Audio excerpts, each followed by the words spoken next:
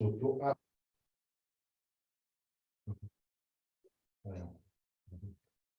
Thank you. And there's another suggestion that if you can change maybe your names in your registration names, so that we can see first the economy that you represent, and then the first and your first and last name. It will be a little bit easier. It's not probably just now, but during the workshop, if you can, may I ask you to change the registration names. And what's more important, first of all, we would like to ask you to actively participate in the discussion. And I think that the results of hope, and I think, and I'm almost sure that the results of our discussion will be very fruitful and useful for all the participants, and can be further used in recommendations and in the report. Thank you. It was a very technical introduction, but for the introduction in depth, I would like to take the floor, Mr. Alexander Tinsky, to tell some words to the participants on the contents of our workshop. Thank you. Thank you very much. Good afternoon, good evening, dear colleagues, and I'm happy to welcome you in our webinar and our workshop. On behalf of the organizing team, I would like to say, first of all, that we are very grateful for all your valuable contribution done during the project, which led us to prepare a draft report for our project, draft report containing policy recommendations, how we could support, how we could facilitate implementation of autonomous navigation in the region. At the same time, I would like to highlight that currently this topic, I mean autonomous navigation, becomes even more and more timely and important for the global fleet. I would like to say a few words about very significant progress made recent time in the International Maritime Organization. Just last 2 weeks, I spent in the IMO participating in the working group on maritime autonomous ships of the, during the session of Maritime Safety Committee, where we discussed new complementary regulation named as Mass Code. And before, just a few months before, we had a joint working group of 3 committees of the International Maritime Organization, Maritime Safety Committee, Legal Committee, and FAO Committee, also working on the regulation on the issues of regulating of maritime autonomous ships. And I would say that during these 2 working groups, it was very significant progress made. We have more or less common understanding of the basic terms, of the basic approaches. And I would like to say that this approach, which is currently alive in the ground of the IMO regulation development, is very similar to what we see in the economies already developed autonomous navigation technologies like Japan, Russia, and European countries. So the main idea that autonomous ships should be the same as traditional ships, but with some features on top. And these additional features should provide at least the same level of safety and functionality it is currently provided by human crew on board, but it is expected that it will bring more safety and more efficiency. And as a result, the idea that base instruments like SOLAS and other existing regulation will be applied to the maritime autonomous ships, and the Mass Code would only interpret, cover some gaps regarding autonomous and remote control or modes of operation, as it is currently named. And in accordance with plans of all 3 committees, this new regulation to be developed next year and starting from the 1st January of 2025, the mass code should be implemented by the IMO firstly as a non-mandatory instrument and from 2028 as a mandatory instrument. So on the one hand, it shows the importance and great attention paid by the IMO and the global industry to this topic. Currently, we see that there are two major topics for the global fleet: decarbonization and autonomy. And that fact that the IMO develops this new regulation such actively, I would say even aggressively, shows that the importance of the autonomous navigation is really high, and the industry demands this technology as soon as possible. On the other hand, it's very important because it is mitigating risk. If I may, yes, thank you very much. So on the other hand, it shows that risks related to regulatory issues currently is significantly mitigated. In 1 year, we will have international regulation allowing not only trials of autonomous ships, but commercial operation of autonomous ships. So this is very timely technology. This is very important technology for the global fleet. And as I said, I'm very grateful for your contribution made during the project. And I would also very happy to see your today discussion and your today contribution, which allow us to improve the draft report, which was distributed before between all the participants of the project, with this draft policy recommendation. So now we need to prepare recommendations which will help as the economists of our region to implement this very demanded new technology as soon as possible, to be on the competitive side in the global industry, to support our shipping companies, ship builders, technology companies, universities in the implementation of this technology, which will which will shape the future of the global maritime industry, not in 10 or 15 years, but just in a few years. Here, I would like to stop my opening remarks and pass the floor again to Evgeny to continue our, actually to start our discussion, deliberation of the activities and ideas and recommendations in the region. Thank you very much. And I would like to first to thank you again for joining Mr. Pinsky and those greetings of the participants. And we can start our discussion.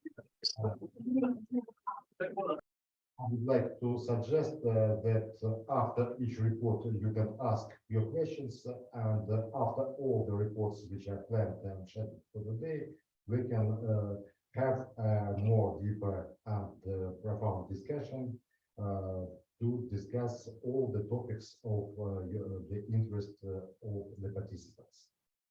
And now let me allow to welcome Mr. Vladimir Teterev of the Federal State Unitary Enterprise Rosmorport to present his report on the recent developments in autonomous shipping in Russian Federation.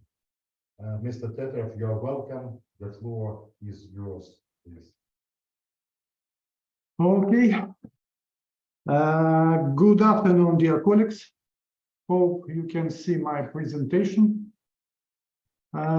First of all, I'd like to say a few words about my company. I represent Rosmorport. Sorry. Okay. Rosmorport is a state-owned enterprise responsible for the development of the infrastructure of Russian merchant seaports. The company maintains the depths of ports aquatories, provides building and operating of berths, shipping channel, coastal and floating heights of navigation, GMDSS coastal radio station, systems of vessel traffic service. At the same time, Rosmorport is the largest Russian ship owner. Our company operates about 300 vessels, including 37 icebreakers. The company owns vessels for rolling cargo, tugs, dredger, pilot vessels, and other types of ships too.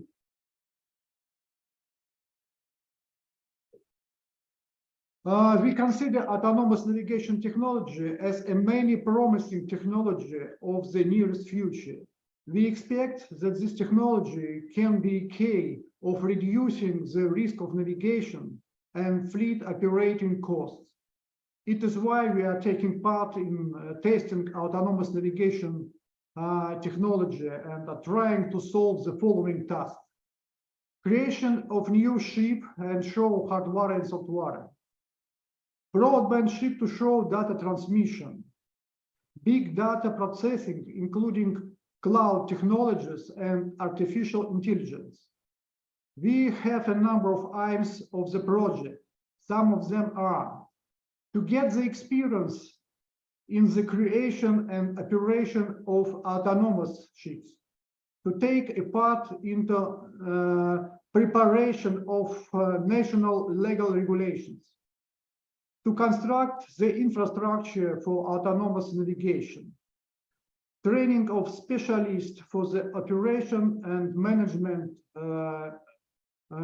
for autonomous vessels.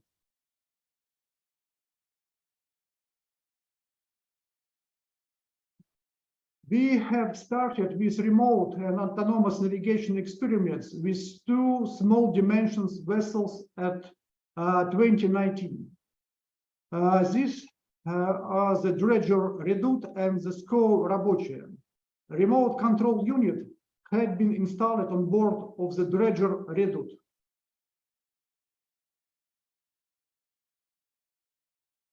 In autonomous mode, SCO Рабочая can move according to the road given by navigator and without navigator's help to provide the divergence with other vessels. Divergence algorithms are offering by several Russian universities and companies now. At the beginning, the main problem for the remote control of SCO was the provision of reliable broadband data transmission channel between the dredger and the SCO.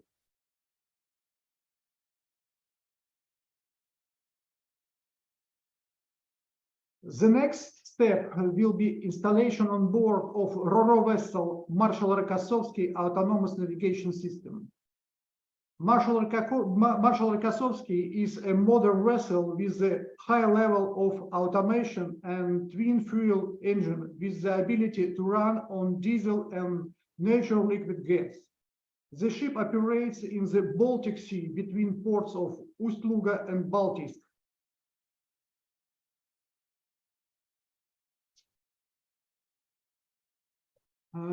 Now we are in process of installation of remote control and autonomous navigation facilities on board of motor vessel Marshal Rokossovsky. The remote control center will be established in St. Petersburg. In the same time, Marshal Rokossovsky will be equipped with software and hardware so that it will be able to provide 3 modes of ship's navigation in Baltic Sea. The first, the mode of navigation assistance for the crew. It means that the new facilities will be able to provide the navigation's advices to the ship's mate on the bridge. The second, the mode of remote control of the ship from the center in St. Petersburg. The third, autonomous navigation mode. It will be done possible the navigation at deep sea without participation of crew members at all. The set of training programs for mass personnel was approved in September 2022. The programs are based on applicable standards and practical experience of autonomous navigation. The purpose of the training programs is to prepare captains and crew members to operate both semi-autonomous vessels and the external crew to operate by fully autonomous vessel. For providing crew members training course, the simulator of various navigation conditions and scenarios has been developed. The simulator, based on the open platform for virtual simulation of autonomous navigation, developed with the framework of Marinette in 2020-2022. 42 specialists have already been trained now. The sister ship of Marshal Rokossovsky is Mosta vessel General Chernyakhovsky will be equipped by a navigation system this year too. Marshal Rokossovsky and General Chernyakhovsky will be certified as autonomous ship under regulation for classification of maritime autonomous and remotely controlled surface ship issued by Russian Maritime Register of Shipping in July 2022. Both ships will be able to provide navigation under manual control and remote control. Manual control with use of a navigation system for decision support when moving in restricted waters and at the entrance to the port. Full autonomous mode when moving at deep sea. Thank you for attention.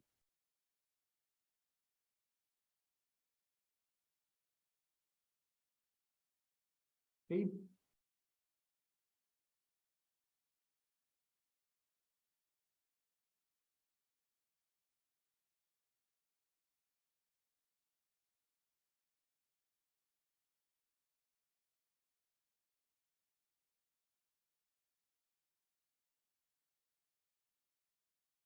Okay, Feldman.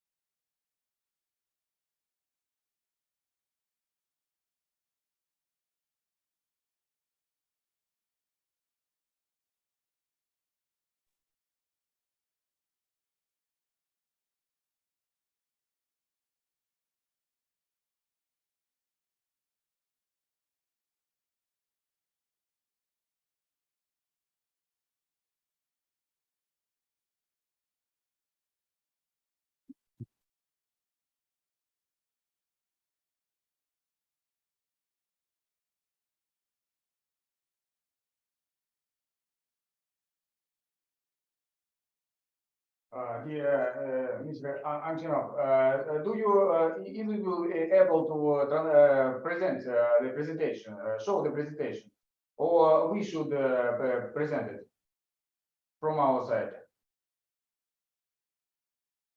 Sorry, you're asking me, Messi? Yes, yes. Oh yes, I will present from here, please. Please, you're welcome. May I share my PowerPoint from here? Yeah, Thank you, thank you. 1 second.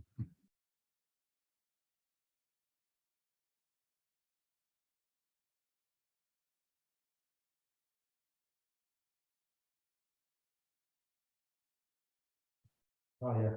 Yes, we are here, we see the presentation, thank you.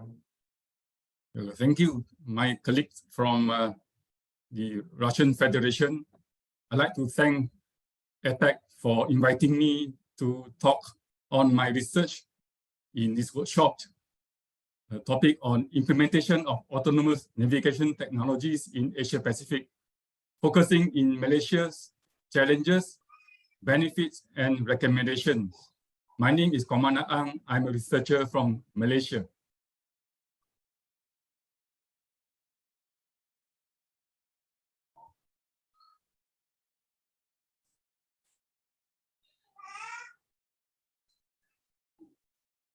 I will talk on 3 subtopics.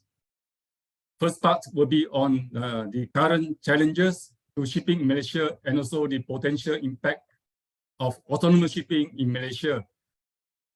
And my second part will be on the research and also its findings. And lastly, I will talk about recommendations and strategies to Malaysia to prepare for autonomous shipping in the future, as well as some recommendation for Asia Pacific regions in the emergence of autonomous shipping. And of course, I will talk a little bit background about IMO's MAS code, as well as the potential impact of autonomous shipping in the region. So IMO's, at the moment, the present instruments are still inadequate to regulate the advancement in autonomous shipping. So as a result, IMO is now developing MAS code, as we all know, and in the future, the MAS code will be expected to be made mandatory by the year 2028 to regulate remote control and autonomous operation of ships. And also, from what we know, autonomous shipping will be able to bring positive impact to the region. There are 2 regions that are very active in the research of the autonomous shipping. Number 1 is the Europe, which is a pioneer in the development of autonomous shipping. So some of the examples of the projects are, as we all know, Kongsberg Yara ships, as shown in the picture here, and funded by the European Commissions. There are 2 projects. One has been completed, the Maritime Unmanned Navigation through Intelligence in Network, and the Auto Ship project, which is currently ongoing. In the Asia Pacific region, countries like China, Japan, Korea, the Russian Federation, and the USA are leading in the development of autonomous shipping technologies. For example, under China's Smart Ship program, the first autonomous ship, Qingdao-Yuan O, was launched in the year 2019. And Japan do have Suzaku, which is under the Center for the Promotion of Marine Innovation Strategies. Korea do have Korean Autonomous Surface Ship Project, CAS, and just explained by our colleague from Russia just now, Russia is also very advanced in the development of autonomous shipping, as well as the USA under their Automated Maritime Navigation and Control System. And autonomous shipping is expected to bring positive impact to shipping in this region in terms of safety of navigation, sustainability of shipping, as well as economic impact, technological, social, and human impact of shipping in the Asia Pacific.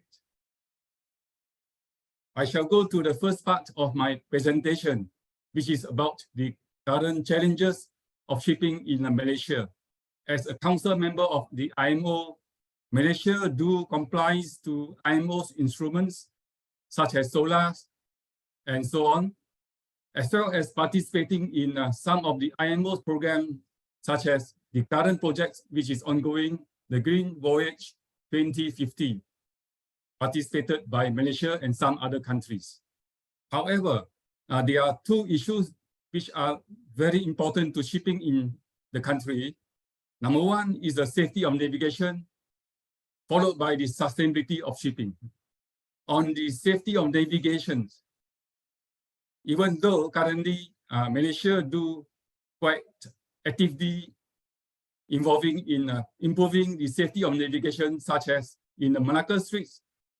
The Malacca Straits patrol are conducted with the neighboring countries, as well as the traffic separation scheme, which helps to prevent collision in the Straits of Malacca. And Malaysian Maritime Enforcement Agencies, MMEA, enforcing maritime laws and regulations in the country. However, there are still some marine incidents happening in Malaysian water. As shown in the picture in this slide, there is ships on fire happening in Malaysian water, southern part of Peninsular Malaysia, just this year, involving some casualties in these incidents. On the challenges to the sustainability of shipping, even though Malaysia enforcement agencies do carry out law enforcement as well as collaborate with other agencies and countries to protect the environmental sustainability in the country. However, there are still some maritime sustainability issues, such as the picture shows here that just recently, last year, there was an oil spill in the Malacca Straits as a result of two ships involving in the collisions in the busy Malacca Straits. Fortunately, there are no casualties happening in this incident. I shall go to the second part of my presentation about the research which I do on the autonomous shipping's impact to Malaysia as well as to the region.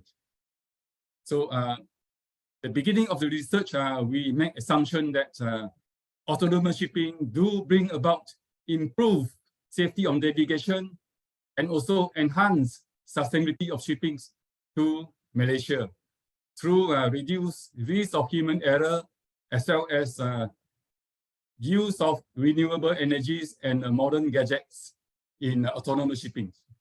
However, when we conduct further research through survey as well as data on analysis by SWOT methodology, we agree that safety of navigation and also sustainability of shipping is the impact of autonomous shipping. However, there are also two other concerns that stakeholders are concerned about. Number one is a limited regulatory framework to regulate the advancement of autonomous shipping, followed by the threat of cybersecurity attack with the emergence of autonomous shipping.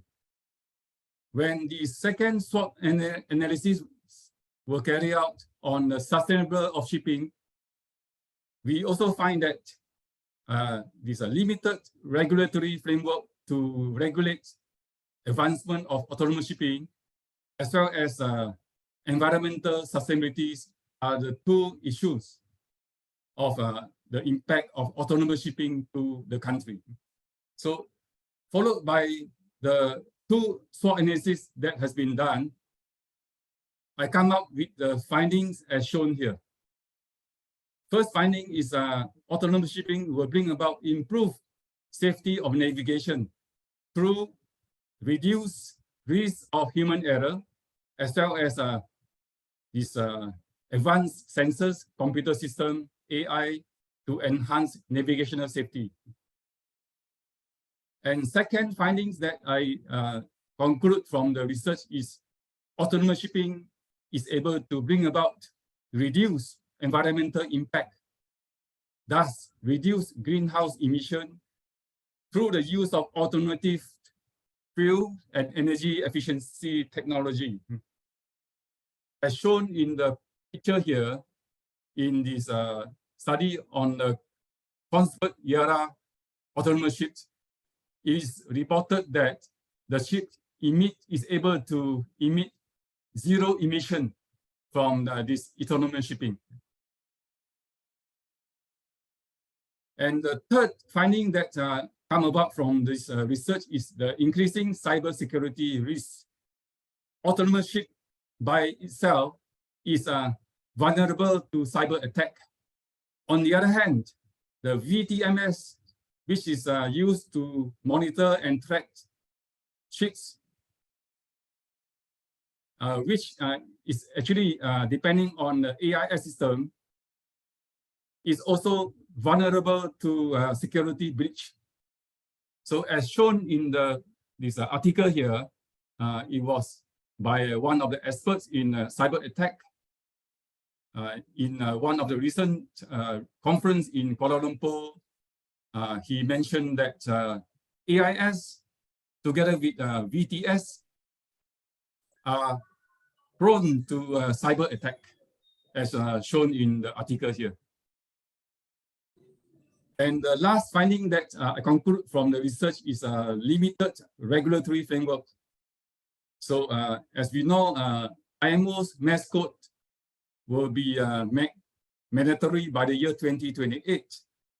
So countries in this region need to improve our regulatory framework to face the emergence of autonomous shipping, as well as need to collaborate with IMO and other countries on autonomous shipping. And from the research, I come out with 4 recommendations for Malaysia. First recommendation is that we should enhance safety of navigation by developing regulation and guidelines based on IMO's mass code, and provide training and education to stakeholders. And as shown in the picture here, VTMS system depends a lot on, besides AIS, direction finder, radar, camera, it also depends a lot on this voice communication from a control center. And as we all know, there won't be any more crew or captain officers on board autonomous ships. So the present VTMS monitoring system is unable to track autonomous ships. And second recommendation is to continue to mitigate environmental impact of shipping through more stringent enforcement of environmental law, and to give incentive to the use of clean energy, and provide sustainable port infrastructure and promote waste management to face these rising of autonomous shipping in the future. And the third recommendation is to continue to mitigate cyber security risks. In Malaysia, there are 2 agencies that are responsible to promote cyber security, and under the guidance of national cybersecurity policies, as well as Malaysian cybersecurity strategies. And we hope these 2 agencies continue to. Okay. Second one is VTMS systems need to be enhanced to counter risk of cyber attack through information sharing and training. And lastly, the recommendation is to enhance regulatory framework based on IMO's mass code, which is due to be mandatory by year 2028. And I also come up with 5 strategies for Malaysia to prepare to face the emergence of autonomous shipping in the future. Number 1 is to invest in technological infrastructure, including its regulatory framework, followed by enhancing navigation safety, promote sustainability shipping, develop skilled workforce and foster collaboration. And for the region, I also come up with some recommendation for Asia Pacific region to enhance collaboration among the intergovernmental organizations such as APEC, UN, NSCAP, ASEAN, and encourage nations to enhance their regulatory framework and VTMS monitoring system, promote information sharing, establish task force and R&D. So with that, I conclude my presentation. The takeaway for my presentation is the current challenges of shipping in the country and the research on autonomous shipping and its finding, and lastly, recommendation for the country as well as for Asia Pacific region. Thank you very much for your attention.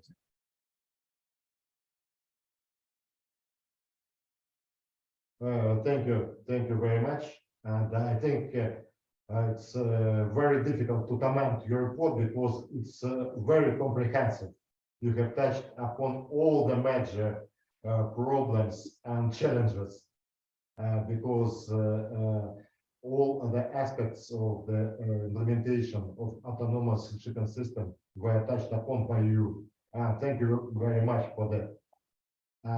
You're welcome. Thank you. You're welcome. Thank you. And I think that you have also touched upon a very interesting aspect of the problem. It's the interconnection between the national measures and the international interaction. Because we have mentioned IMO code, what is very important, also the collaboration with international organizations, which is very important for implementation process of autonomous shipping. And as I said, that you have mentioned at least, certainly more, but at least 4 very important fields, like safety of navigation, training, environmental protection, and cyber security. And I appreciate very much, and I think that other participants also, that you focused on a very important interaction between all those fields. It's a comprehensive approach, and we thank you once again for that. And I think that recommendations of your report can be also used for the report which is being prepared. It's also very important, and it can be a huge contribution to the success of the recommendations and of the report. Thank you once again. And I'm sorry, I would like to ask the participants if they have any questions to ask you, maybe to have some additional comments, or maybe some issues that are of interest for participants. So all the participants are very much welcome to ask the questions to our esteemed reporter. Please.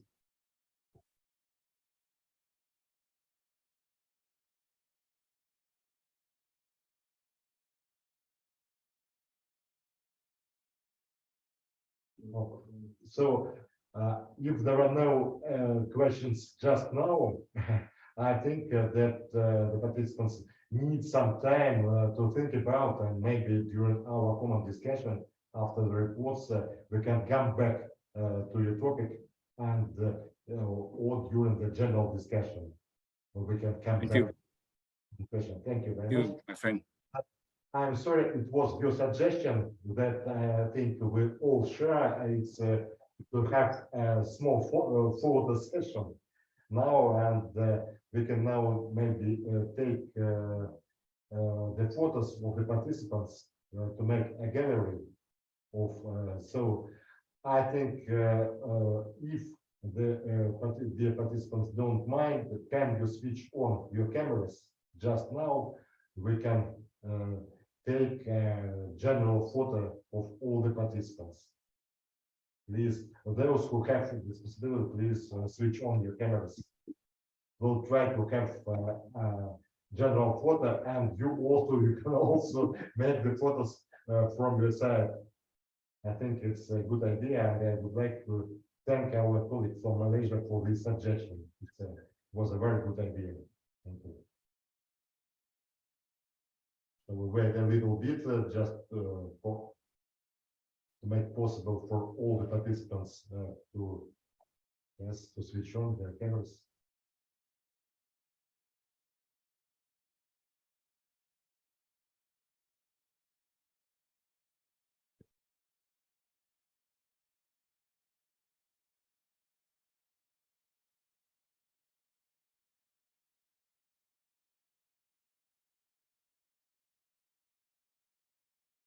Okay. Yes, it's okay. Yes. There are few participants who could switch on, but thank you very much. And you see, we can have further general photo. I think that Maxim will share by emails. Yes. But you have also the possibility to take the photos from your side also. So thank you very much, dear participants. And now I would like to suggest that our next speaker, Mr. Deche Chotepanitsis from Marine Department from Thailand, will take floor. Or probably, yes, I tell you, please, the floor is yours. You're welcome. If you want, you can share your presentation from your side, or we can share it from our side as we like. Please. I will try from my side first. Thank you. Because I'm on traveling, I'm not sure my internet will be good or not. If not, I actually have backup my colleagues for speaking instead of me.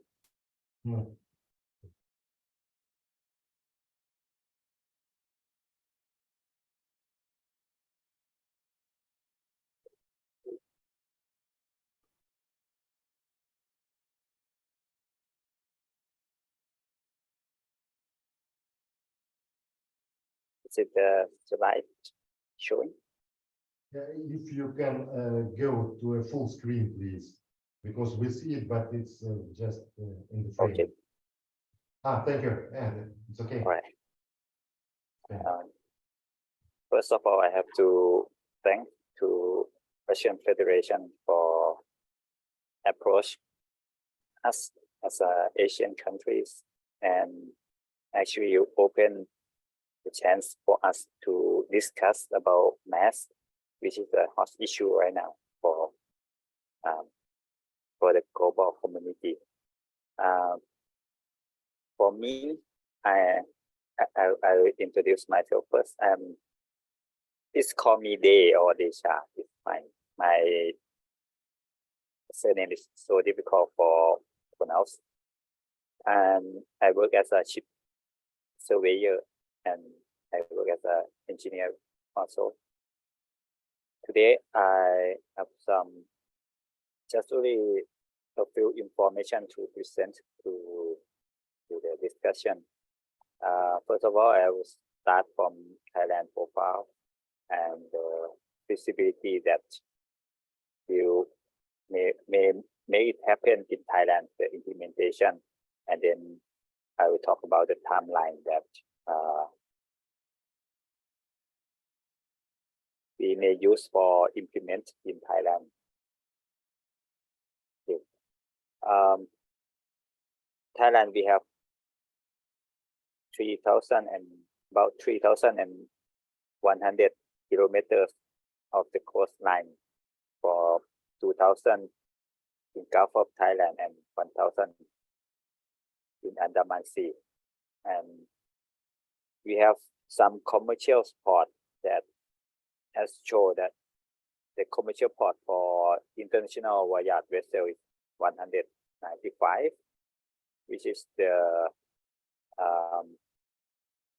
which have the capacity of 500 gross tonnage or more to facilitate the vessel. But anyway, we have just only a few port that's suitable for facilitate big vessel. We have some major port I will show you later on. And foreign trade vessel that we have just only 192 vessels. And then from today's statistic, we have about 9,000 seafarers in hand. So as shown on the slide, we have just only 2,000 navigators, 2,000 engineers right now.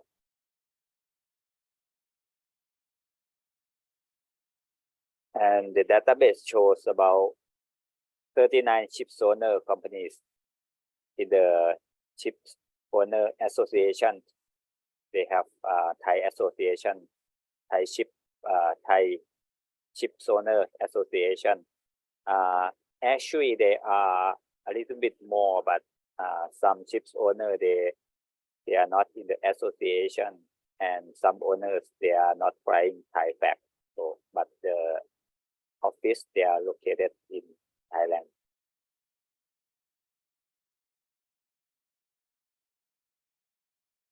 And we also have about 22 members of the shipbuilders and repairers. But from 22 of them, I see just only 3 dockyards that have capability of shipbuilding of the ship more than 500 tonnage. This is the photo that shows the port location, the major port location in Thailand. You see 5 major ports in Gulf of Thailand and 2 major ports in Andaman Sea. The name as shown on the screen. I got to mention some ports like Port of Bangkok. There are a lot of ports that can facilitate the commercial vessels. And we have 3 vessel traffic control center that cover all our area.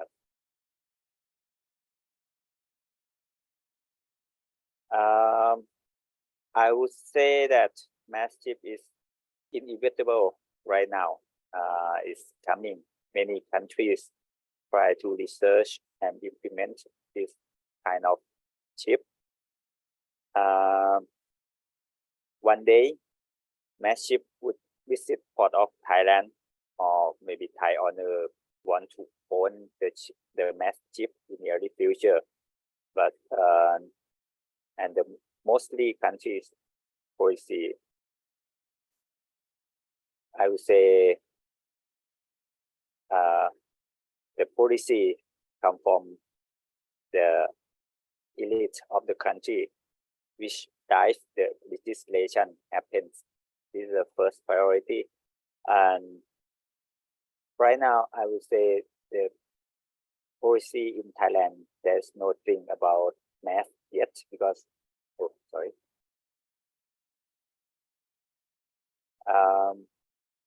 there's nothing about math yet, but because of there are a lot of people that they don't know about math, what's the math mean. Yesterday I talked to one ship owner about math, and I was surprised. He didn't know about math. He has no idea. So this is the gap that we have to fill up in the near future. And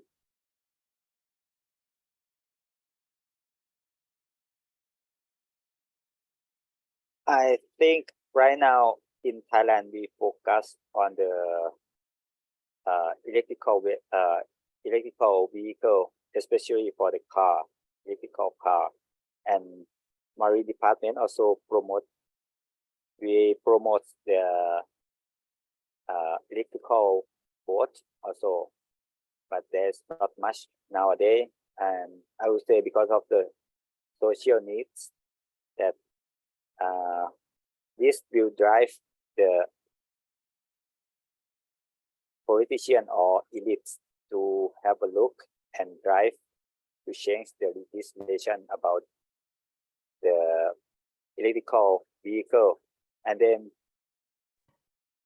in the same way, mass will happen in Thailand sooner as we expect, if there is some parties that need to make the mass chip happen in Thailand. And I would say for some IMO instrument like mass code right now, as we know, it will be non-mandatory code for a moment until 2028. That will be very obstructive for us to introduce the mass code to public or to the top management of Thailand, because normally they are looking for what is needed or what we have to do, what we have to make it done as an obligation. Right now, I would say in 2028 we would implement, but before 2028 we try to urge some chips owners or the top management to drive this, because of starting first is better. And also, I think not only the mass code, we also need some guidance, not only from IMO, maybe from our neighboring country or from developed country, about how to implement mass in the countries also. And I conclude some concerns about mass in Thailand.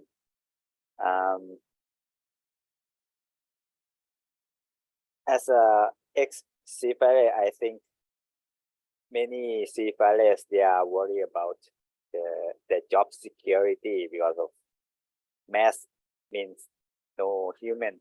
So if I talk this to some seafarers, they'll be afraid of mass. But we have to accept that new generation, they don't like to work on board. It's very difficult to find people to work on board. So mass may be some solution. It's a solution for the ship owner in the future. And another thing is about the ship maintenance, because mass is a new technologies. There's only some group of people only who knows how to build mass, and then they probably have some know-how for maintenance. So this is the technology kind of technologies transfer. So I think engineer or the service company, they should improve their knowledge, and this is one of the things that we have worry about, how to build the how to make the people to have knowledge to build the capability for maintenance the mass in the future. And also some emergency response. If something happened to conventional ship or the mass ship, if in case of emergency situation, and the conventional ship, how can they help the mass ship, or if some emergency situation happened on the conventional chip, then how the mass chip can help the conventional chip, something like that. And likewise, about the technologies transform, it's about the operation among the conventional chip, mass chip, and between mass and mass chip, something like that. How they can communicate each other, how can they understand each other. Like Mr. Ang said, the list of accident or incident happen because of the human. So if we use the human less and less, so the safety should be improved. But in the same time, we still use human on some chip. So nowadays, if some chip have, if a chip has an accident on board, so they can ask another ship nearby for help, or the ship can render for assistance. But for the mass, how can they request, or how can they communicate each other, or even the normal navigation activities, how the conventional ship communicate to the mass and understand each other, especially the fully autonomous and the conventional. So fully means the AI should think and consider for navigate the vessel, and how the AI understands the human decision, because sometimes the human has no reason for her decision, or they have their own reasons for things. It's not kind of it's not logical, so it will be difficult for AI to understand the brain of human. And also the cost and benefits. To me, I think there's no clear picture of the cost and benefit for chips owner to build or to convert their chip to be a mass chip, and also the port facilities. I'm not sure that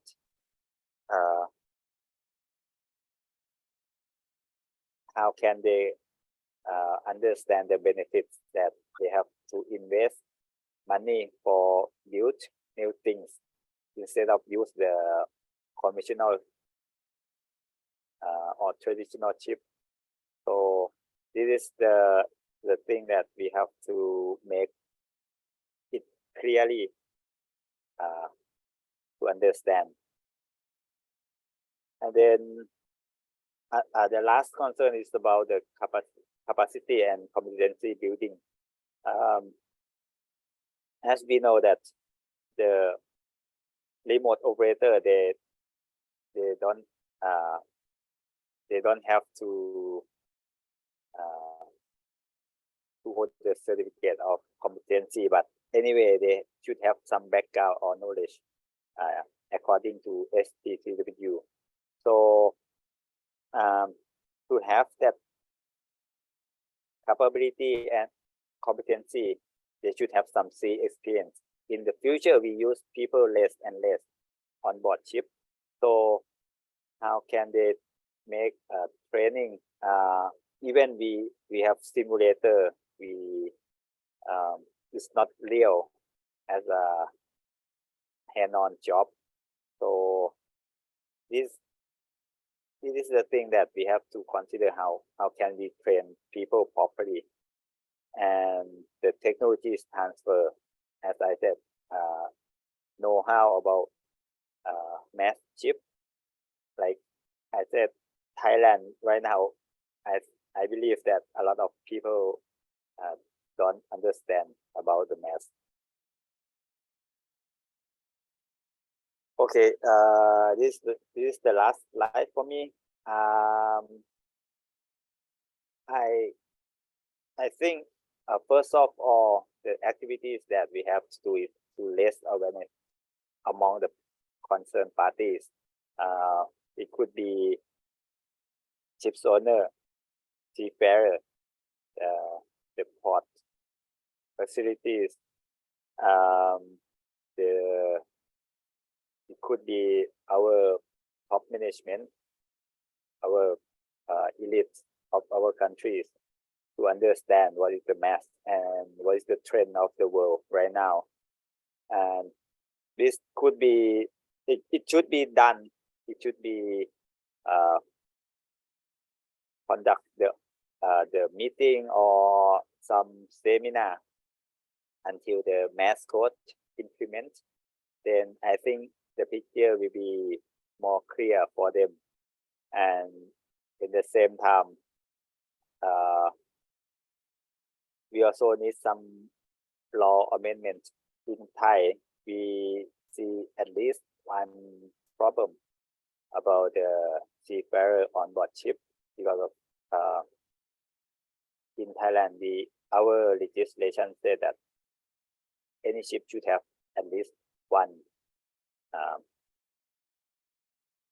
ship owner representative on board ship. So for the degree 4 of autonomous, the fully autonomous, it could not be done right now, and we may have some mass trial for experiencing the mass. And then I think for legislation process that I was worried about, it could be implemented after the math code being adopted by IMO. And then another thing that we have to do is port and facilities to be ready for the mass ship. Maybe the port facilities should it should be ready before the mass coming, because to get the mass in the port should be the port and the worker there, they should understand how to handle the mass ship. Also seafarer, they have to prepare and understand what is the mass, and the academy, the maritime academy, they should prepare for seafarer training on the mass, or even train as a remote operator. For human, also the shore service,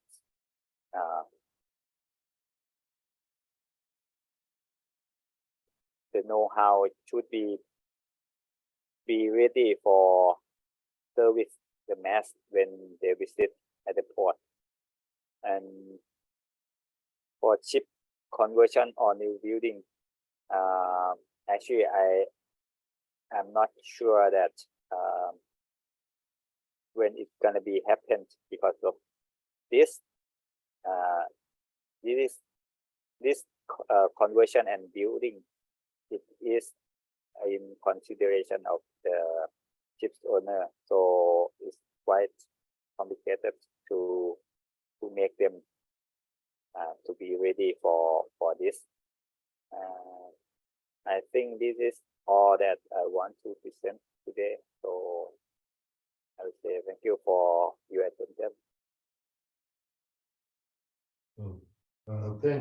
Thank you so much for your presentation and report.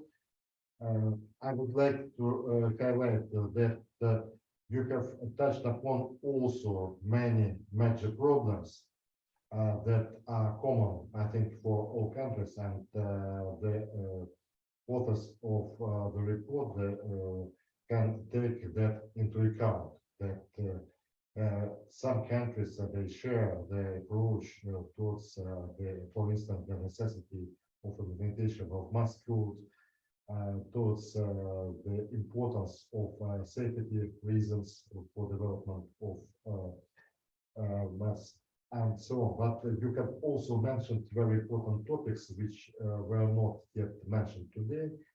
For instance, this job security topic, which is much important as a part of awareness measures.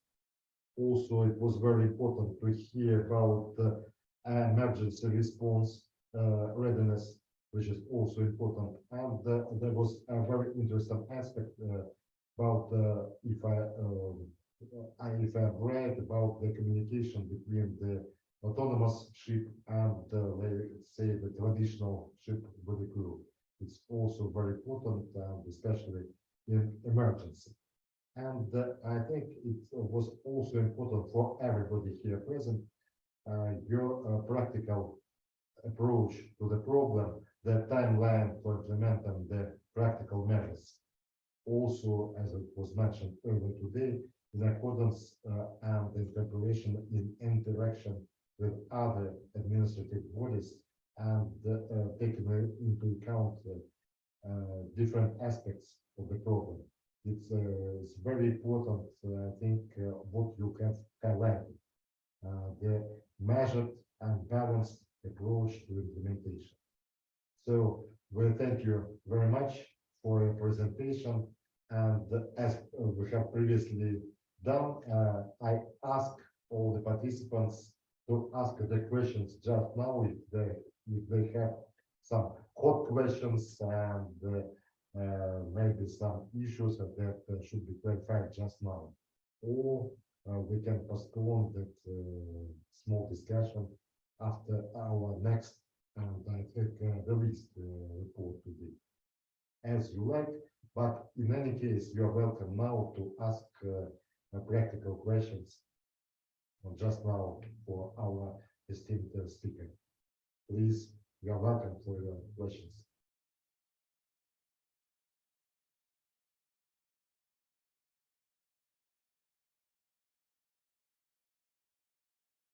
So shall we wait also for our after reports discussion? So thank you once again for your very valuable report. Thank you. Thank you very much. Thank you very much.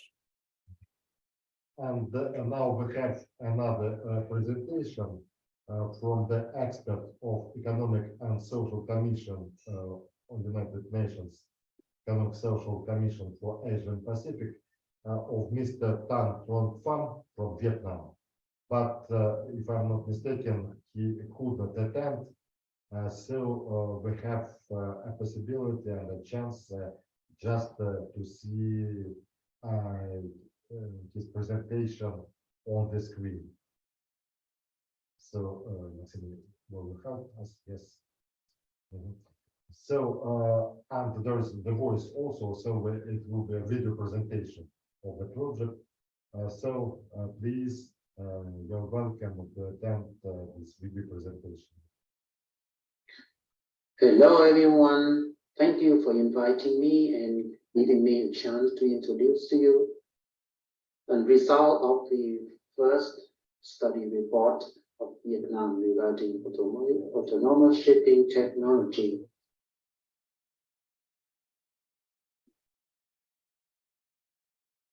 The study report was made based on the literature review and discussion meeting with the stakeholders involved in the process, and analysis of information and data requested and received by Google survey form, by official channel, letter, and feedbacks. And I'd like to express sincere thanks to all the stakeholders involved, including Vietnam Maritime Administration, Vietnam Register, Vietnam Maritime University, etc. The autonomous technology ID in shipping is more challenged than in other sectors because the object is the big vessel, complicated system, and harsh environment. For many reasons, R&D projects are still limited in number and small in scale. Most of them are at the research stage and have not been applied in practice yet. You can see some example. Like in Vietnam Maritime University, there is a project research and design production of autopilot system applying adaptive control methods. This project has been approved by the Ministry of Transport in 2019. Another project is project research and design and manufacture of smart traffic control system for ships on the basis of application of artificial intelligence in processing big data from radar AIS to enhance maritime safety, approved by the Ministry of Transport in 2022.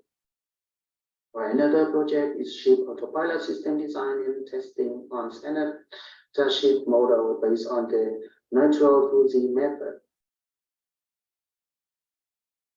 But generally, the automation technology is very highly interested and prioritized for development in Vietnam as widely applied in different fields of economy. R&D projects are still relatively limited in the transport sector, especially in the shipping. And there are some R&D projects on automation of ship control system, but these studies are focusing on specific ship component system on board, such as autopilot. There is no overall integrated research and development projects on autonomous shipping technology in the proper meaning, as noted.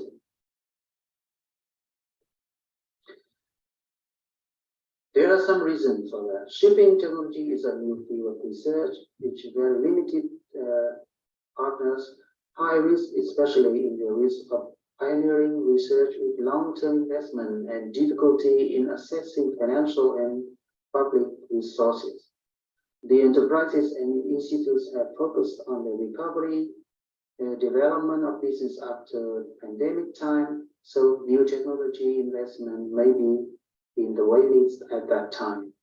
The access to information and awareness about the benefits, currently developed status and future trend, the opportunity and cooperation in autonomous shipping technology is still limited to them.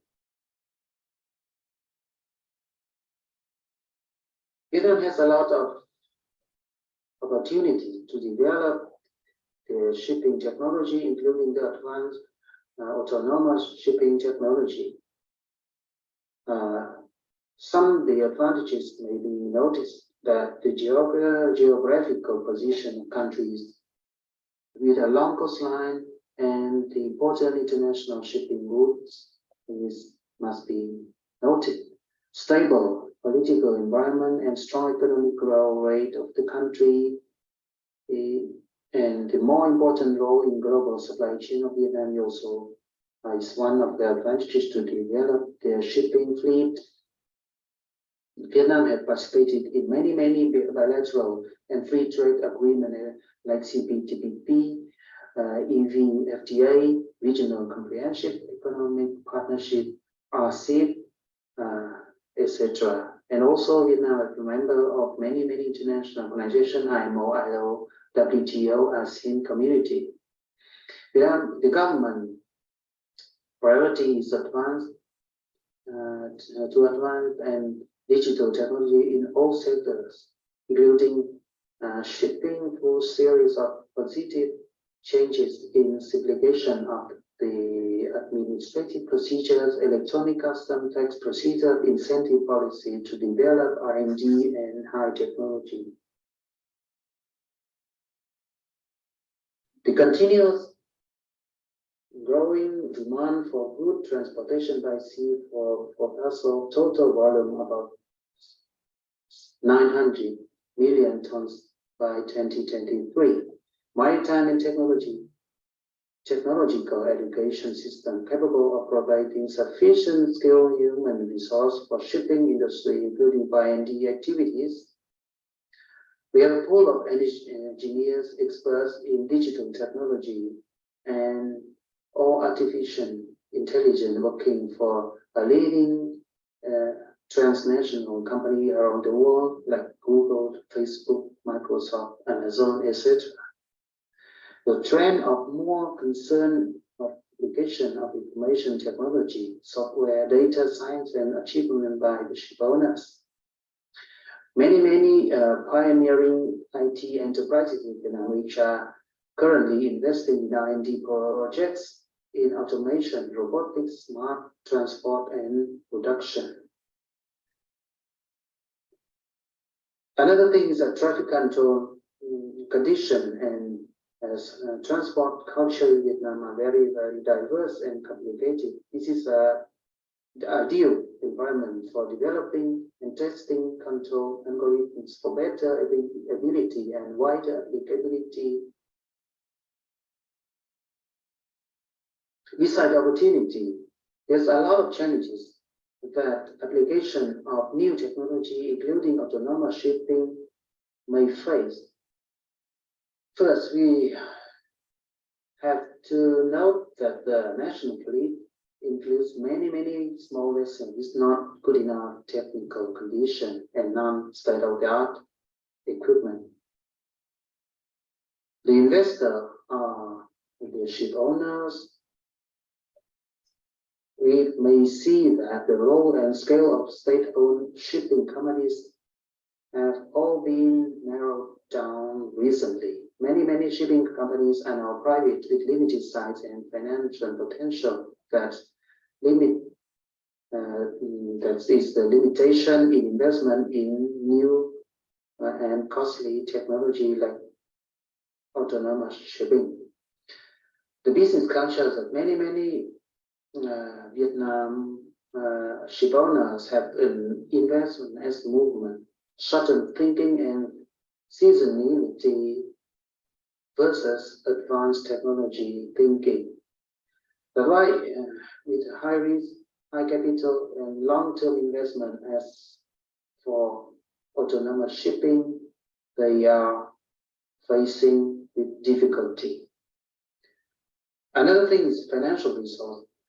After the crisis, many shipping companies are facing with difficulties in capital investment for shipbuilding and for modernization of the fleet.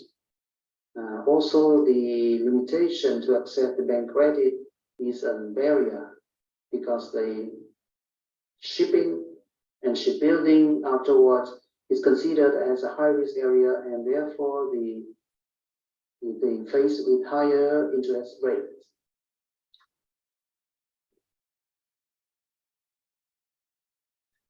Regarding the legal framework, there's a gap between new technology development and the current regulatory system barriers. We don't have specific regulation for autonomous shipping, including technical regulation for research, for testing, for manufacturing, construction, and operation, for safety, liability in the event of an accident, etc. R&D in autonomous shipping technology can be expensive and risky, and therefore it needs insurance and support. So it is an investment risk for them. Technical standards and compatibility. Each leading companies have their own research in different way, different direction. There is lack of technical rules or standard for autonomous shipping or system. Therefore, for harmonization of all researches and collaboration in R&D is difficult.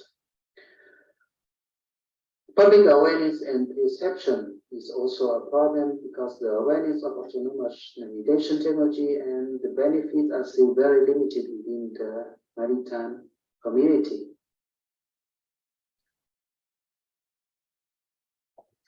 Hardware manufacturing capability limitation is also a problem. Great barrier. For example, computer system, and sensor with high accuracy and speed in processing a large amount of data for autonomous shipping technology still very limited in Vietnam. The operation condition and environment for autonomous ships is also a problem that need to be resolved. And an example is operation in the unfavorable weather, the traffic conditions, the culture of waterway transport traffic route compliance in Vietnam. Another risk is need to be considered, like safety, security, cyber attack is also need the focus. Hardware faults, software faults, machine learning data altogether, and security and cyber security issues must be addressed properly. So it is also an additional challenge. And training and cooperation, higher operation skill requirements needed for autonomous shipping still need to build the pool of them. And currently, the lack of expert in new field like the autonomous shipping and also the cooperation between the developer, between the researcher is a problem. Software and data engineers are not trained in technology, as well as we have many marine experts, but they are not trained in the automatic control technology. So it is also a problem to resolve, to address. Based on that, the study report create a list of recommendations.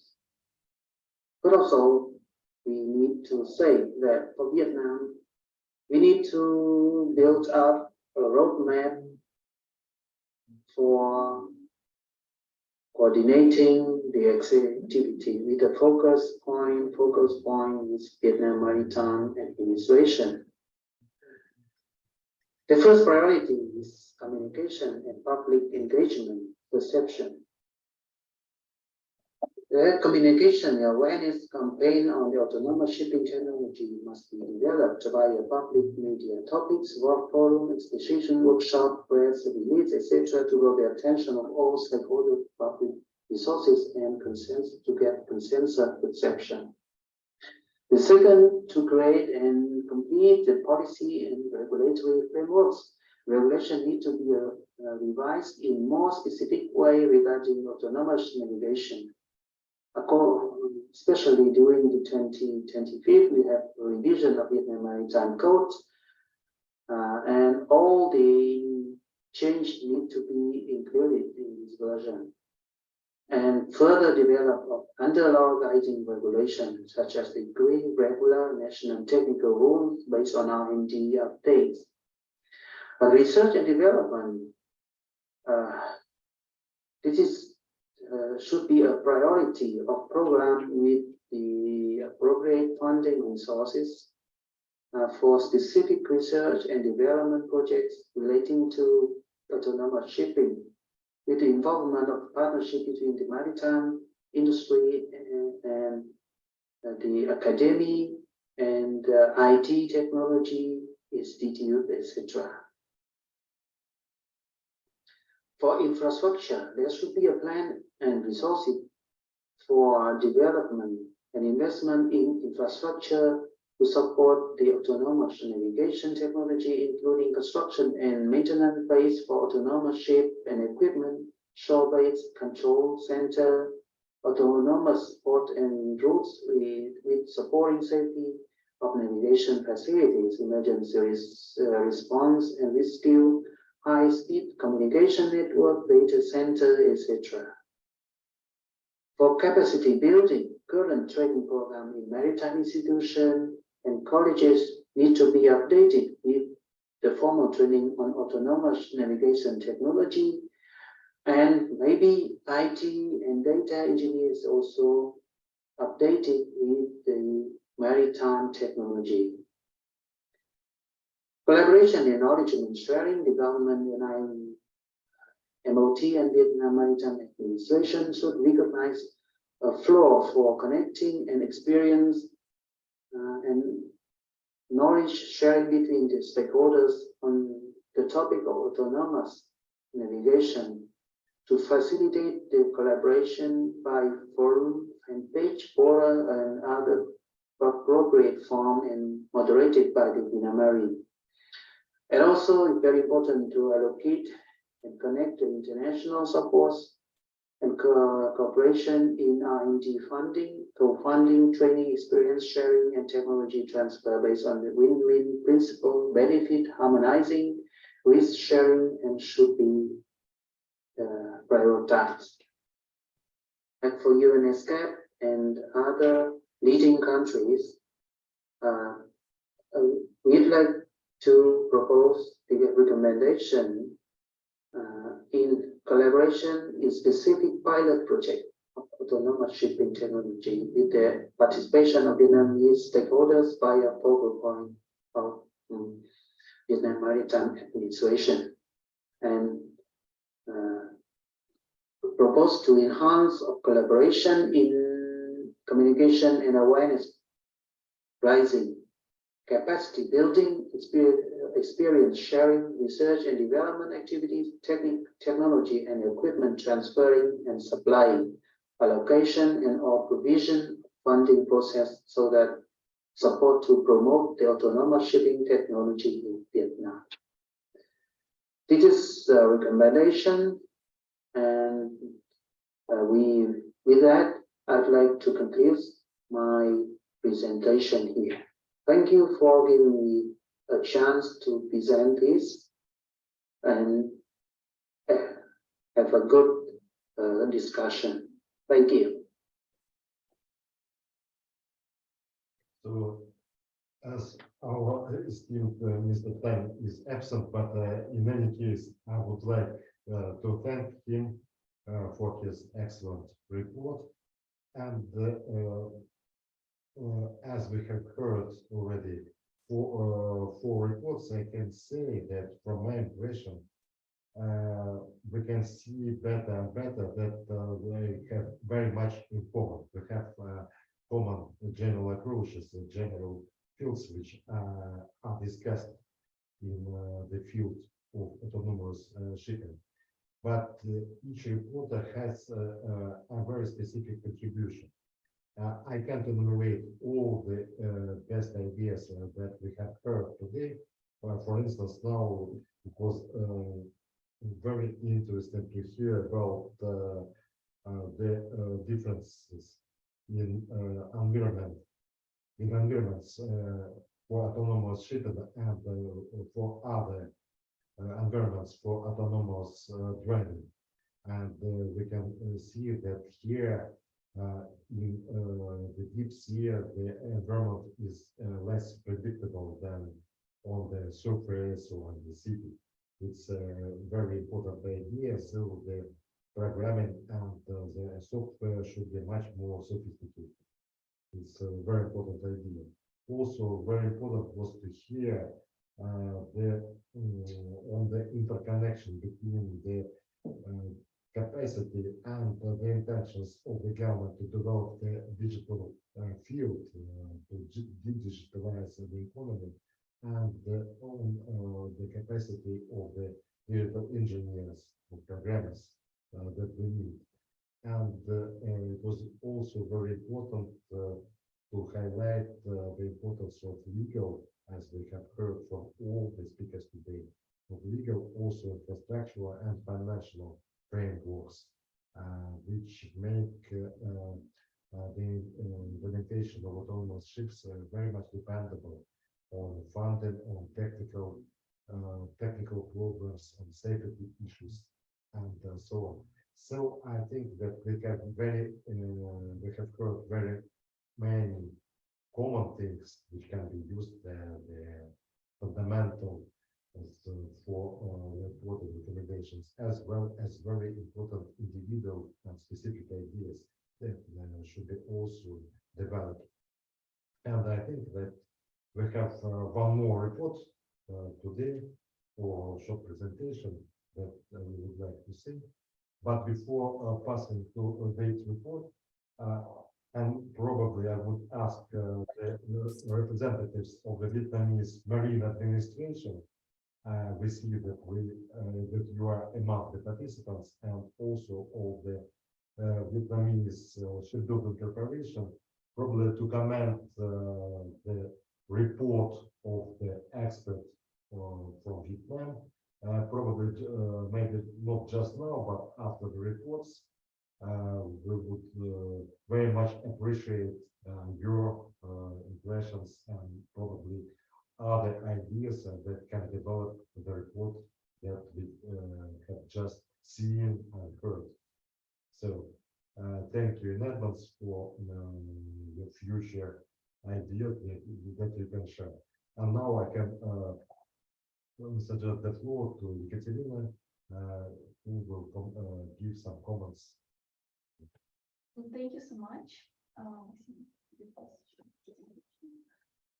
Good evening, dear participants. I'm going to briefly present you the policy recommendation that has been developed in the study report on access to autonomous navigation technology, jointly together with member economies taking part in the project on international cooperation in autonomous navigation to promote safe, efficient and sustainable maritime transport implemented under APEC. Just in 1 minute, we will share you. We'll share with you the presentation. Okay, thank you.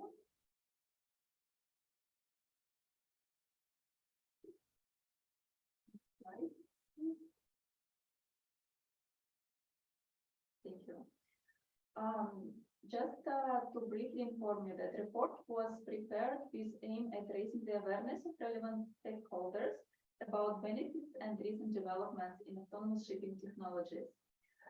Developing recommendations for introduction of autonomous navigation in the region and supporting selected economies in strengthening their capacity to effectively implement autonomous navigation technologies and exploring possible collaboration on their practical implementation. Next slide, please. And now I'm going to present you the main components of recommendations developed. To strengthen the Asian Pacific capacities in implementing innovative autonomous navigation technologies, a comprehensive approach is required that addresses key factors, such as a regulatory framework should be established to address legal and liability issues associated with autonomous shipping technologies. This should include regulatory sandboxes for trials and advancing the implementation of MAS, guidelines and standards for autonomous vessel design, operation and maintenance, as well as regulations for data privacy and cybersecurity. The second component is a funding for research and development that should be encouraged to support the innovation and testing of these technologies. Partnerships between industry and academia should be established to develop and test new technologies. Another important component is infrastructure investments that are required to support autonomous shipping technologies. This may include the development of autonomous ports, establishing trial routes, shore-based control centers, and communication networks to support the operation of autonomous vessels. Another important point is the development of the skills and knowledge is of great importance to effectively operate and maintain these technologies. Training programs and new simulators for seafarers, engineers, and data stakeholders should be the part of government plans. Public engagement is essential to build the support for autonomous shipping technologies. For instance, public consultations, stakeholder engagement, and communication campaigns should be conducted to raise awareness on the benefits and risks associated with autonomous shipping. Trial projects in a real environment, including establishing trial routes, are critical for obtaining comprehensive experience and access to this new technology.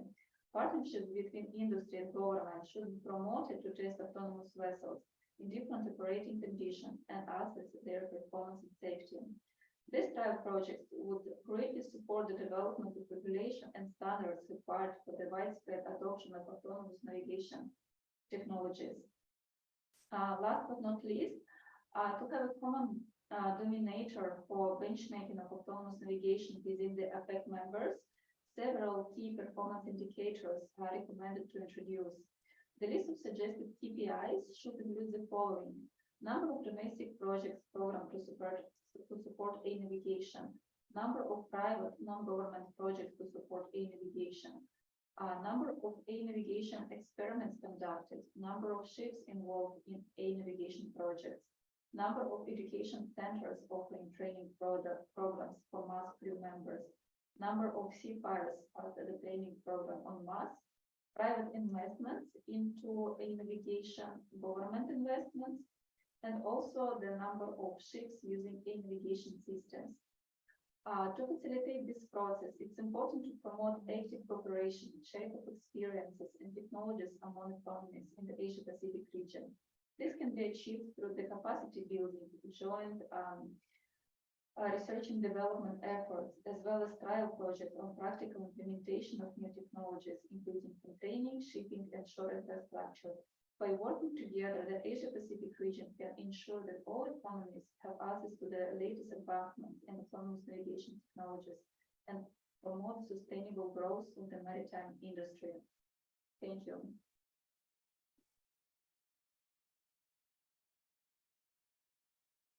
So, thank you very much.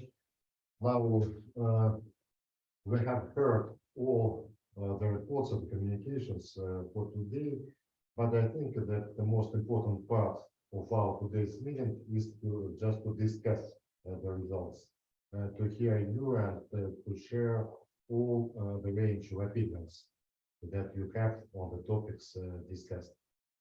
So, dear participants, in the workshop, please, you are welcome to give all your comments, maybe to ask questions to other participants or to the speakers, or to give other important remarks. It's very important to have a valid discussion on the topic. So, you're welcome, please.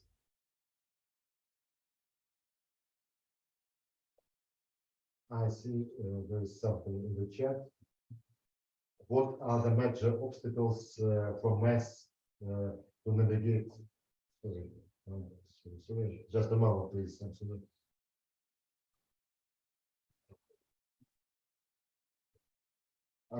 There is a question. What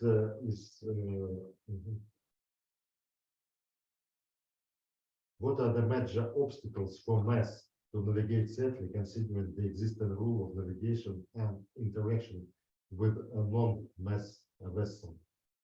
There is a question in the chat box.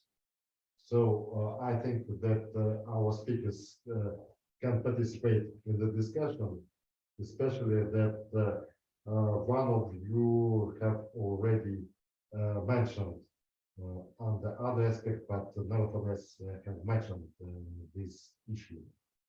So, who can answer that, please, dear participants? Maybe I like to give Yes, some of my opinion to that questions. I in Bangkok, when we attended this UN NSCAP meeting on autonomous shipping, so we heard presentation from Korean and Japan, who are very advanced in autonomous shipping. So from the presentation by the speakers, we know that autonomous ships can do a lot of things, among them situation awareness. So according to the speaker from Korea, their ships is able to navigate by itself and avoided about 30 to 50 times of is in the situational awareness occasions to avoid from another vessel. Another aspect is communications. Also, a speaker from Korea also mentioned that they are very much in research to improve this communication, ship to ship and ship to shore. Also, they also mentioned that autonomous shipping is an extension to digitalization of shipping. So it's a next step to digital technology. And from the speaker from the Japan mentioned that based on their trial in the Tokyo Bay, the trial was also a success and able to navigate in the busy Bay of Tokyo. So we are very much impressed by the trial by these two countries in the presentation in the workshop. Thank you. Thank you very much for your comments. I think that your question, that the question was answered. But in any case, I ask other participants maybe to have additional comments on the question or on the other topics. Please welcome. And once again, thank you, Mr. Ahmed. Thank you. Yes, I see in the chat box that the person, Mr. Vailin Wong, he thanked you, Mr. Ang, for your response. So, dear participants, do you have any other questions? Because we heard today many different thoughts about the core problems of introduction, of implementation of the mass, but also we have heard some individual ideas, individual thoughts about some aspects, some very important aspects of introduction and implementation of this technology. Probably you have your proper ideas, your own concerns, or maybe you would comment on some advantages that you know. Please, any comments are welcome.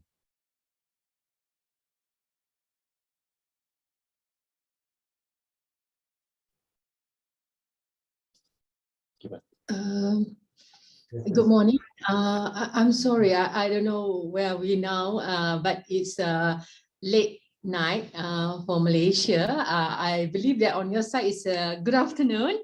So my name is Nur Hasliza from the Maritime Division of Ministry of Transport. We would like to appreciate we'd like to appreciate Marinet for having this workshop on effective implementation of autonomous navigation technologies between these three countries, Malaysia, Thailand, and Vietnam. Thank you very much for having this session. And I would like to take this opportunity to express our gratitude to other two presenters from Thailand and Vietnam.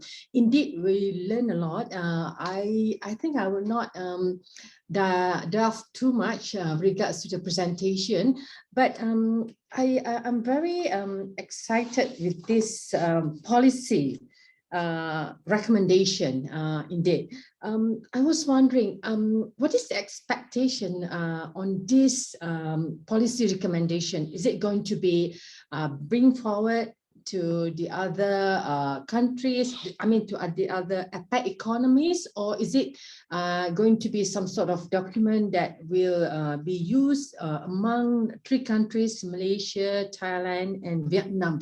I was wondering, because I need to report this to our top management, so we need to know, because as of now, it's quite difficult for me to comment because it's rather premature. I'm so sorry, I haven't been able to read this very eloquently drafted draft policy, but what I'm trying to look is that what is the future of this policy recommendation, sir? Thank you. And how are we going to move forward with regards to this policy recommendation? Can you comment? Yes. Thank you so much for your question. So this policy recommendation, they are the part of the study report in the second of the ongoing project. Study report and policy recommendations, they have been developed jointly with member economies participating in this project. So Taking this opportunity, I would also like to invite you, if you have any comments, suggestions regarding this policy recommendation, you can provide them.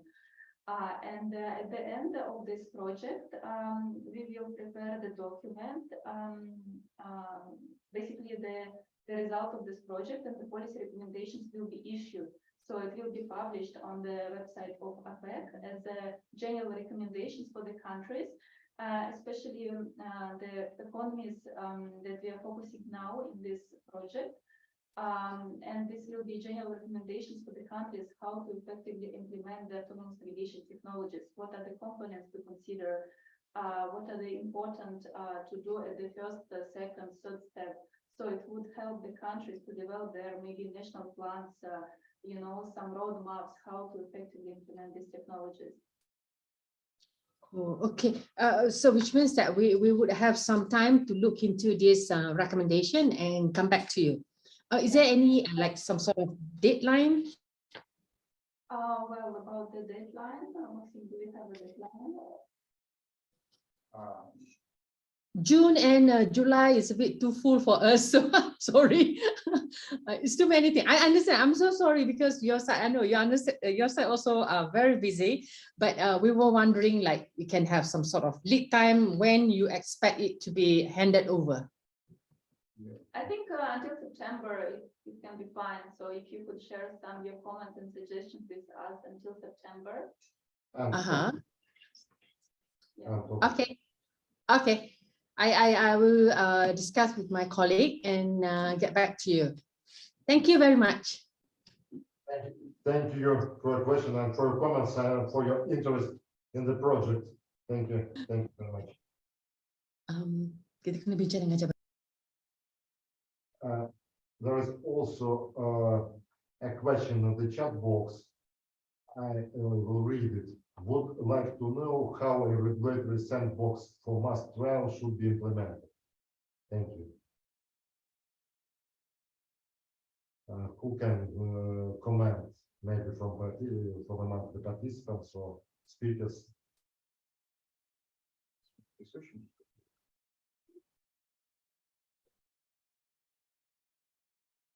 Who can comment?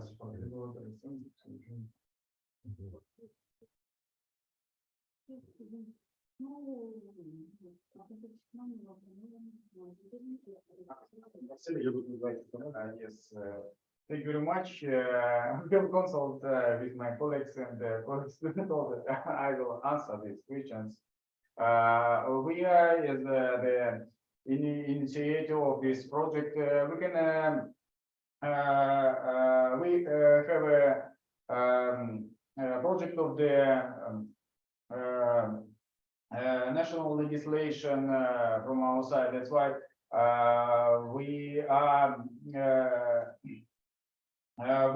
look through the other legislation from the other country. That's why please, if you're interested in to make their own legislation, please you can address this question to us. You can we can contact with us, and please contact with us, and we can discuss how to make this new legislation from previous experience that other countries has.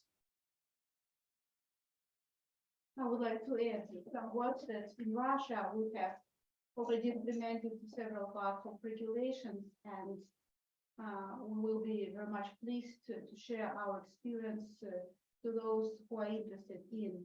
And in Russia we have not only the regulatory part of this project, but we also have several experience, and we did some trials with autonomous ships, still semi-autonomous, and we still have persons on board. These ships which are experienced are not fully autonomous, but anyhow we have an experience in developing these practical projects in cooperation with our Ministry of Transport and in cooperation with other maritime academies, not only Russian Maritime University, not only Russian University of Transport.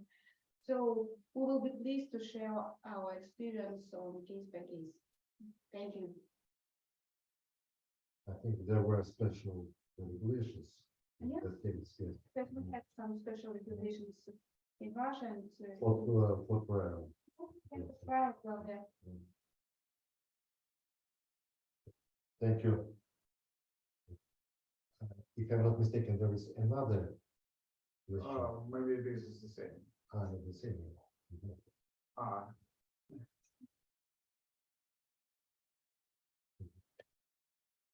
So, dear participants, as you see, you can contact the team and ask other questions. If there are no any other questions just now, I would like to once again very shortly sum up our workshop. We can, I think, and you share that opinion that it was very useful, and we can appreciate our speakers who delivered very interesting information and who shared their thoughts and ideas on the further development of autonomous shipping. And we can also state that there are very many things in common as far as the main approaches to development and implementation of autonomous shipping is concerned. We had 4 economists today who presented their thoughts, their projects, and we can see that they have very much in common. So we have a very good basis for further development of a common document of common recommendations. I think it's a very good result of our workshop. The second thing that I would like to share with you is that all the reports and also the questions that we heard today were very practical. That is to say that the idea of autonomous shipping is far beyond the laboratories of universities. It's not more an academic issue. It's a very practical one. So it's very important to develop the implementation side of this issue, to see how it is better to interact at the level of an economy between different departments and ministries, and how to interact internationally. And because all kinds of interaction, they can promote very efficiently further advancement of the autonomous shipping. I think that all our speakers focused on that idea in different manners, but it's also very important, as well as the international cooperation in that question. And it's also very important to develop all these aspects, all the sides of this issue simultaneously. We heard today very important things about legal framework, about infrastructure, about the vessels themselves, about funding, about safety, cybersecurity, and about training. And it's very important that all the speakers put forward the idea that all of those aspects should be developed simultaneously, not at the same time, not in the but in the wider sense of the word simultaneously. That is to say, we can see all the consequences of a project, of a huge project, where all the sides are important. We can start with one side, but we shall be necessarily bound by the other side of the project. Well developed in the training, we should develop the infrastructure side, and so on and so forth. So I'm sorry for this long closing, but I would like to thank you once again very sincerely, and all our team also joins me in these meetings. So thank you very much, and I think till next meetings. Thank you, and bye.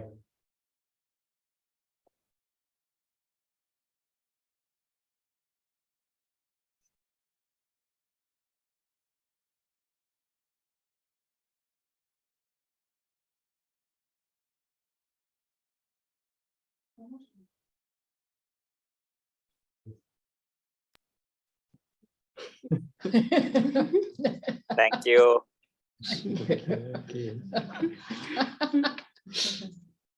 Thank you. Bye. Bye, bye. Bye. Terima kasih Puan. Thank you.